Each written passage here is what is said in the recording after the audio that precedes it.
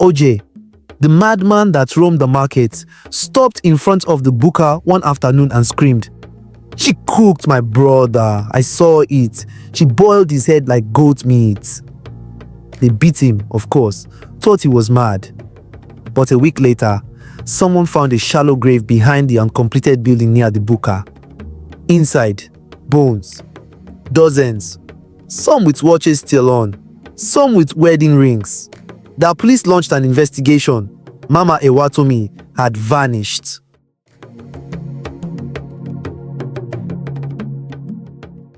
They called it the best buka in Oyo. Mama Ewatomi'S kitchen. No signboard, no posters, no social media. But every single day from 11 a.m. to 3 p.m., the line wrapped around the block. Motorists parked and waited in the sun just to taste her pepper soup, her amala, her eforiro, especially the meat. The meat, tender, juicy, addictive.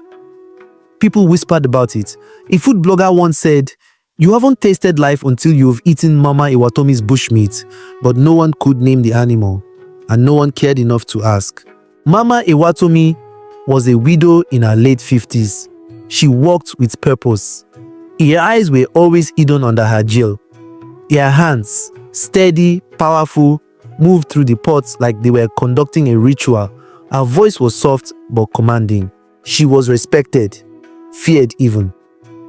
Years ago it was said her husband disappeared. No body, no farewell, just gone. Some said he traveled. Some said ritual.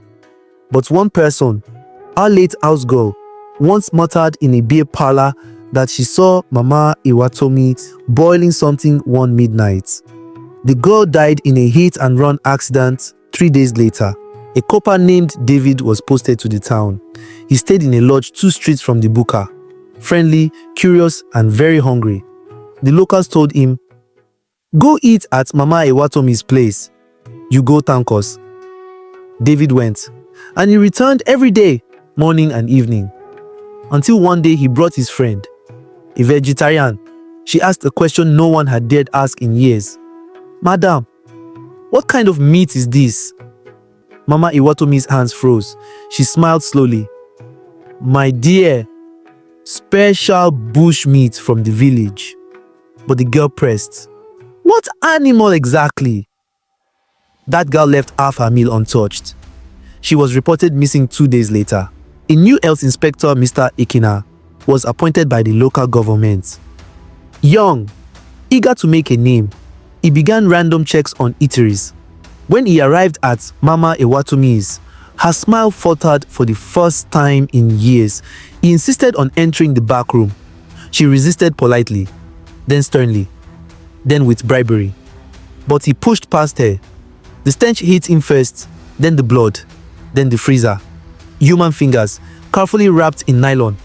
A heart, part of a skull, a necklace embedded in a rib cage. He stumbled out and called the police. But by the time they arrived, everything was gone. The room was clean. The freezer was empty. Mama Ewatomi sat outside, calmly stirring ogbono soup. Word got out. Whispers turned to warnings. But Mama Ewatomi'S customers still returned. Some said it was all lies. Others didn't care. Then Baba OJ, the madman that roamed the market, stopped in front of the buka one afternoon and screamed, "She cooked my brother. I saw it. She boiled his head like goat meat." They beat him, of course, thought he was mad. But a week later, someone found a shallow grave behind the uncompleted building near the buka. Inside, bones. Dozens. Some with watches still on. Some with wedding rings. The police launched an investigation.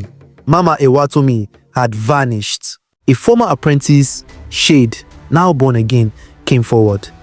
She confessed in church. She used the meat of wicked people, thieves, rapists, ritualists. She said it was divine justice. The spirit of Ogun gave her the recipe in a dream. If you eat it, you crave it. You can't stop. She wept as she recalled the rituals, the incantations before cooking, the severed heads wrapped in banana leaves, the white chalk lines around the pots. The meat chooses you, Mama Ewatomi would say. It either redeems you or finishes you.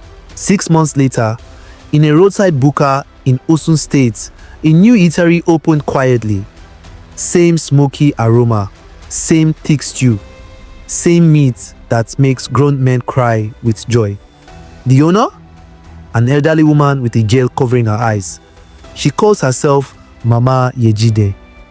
And on the wall behind her counter hangs a small carving of Ogun, god of iron, god of blood. So maybe you've been to Mama Ewatomi'S kitchen. You've probably eaten there before.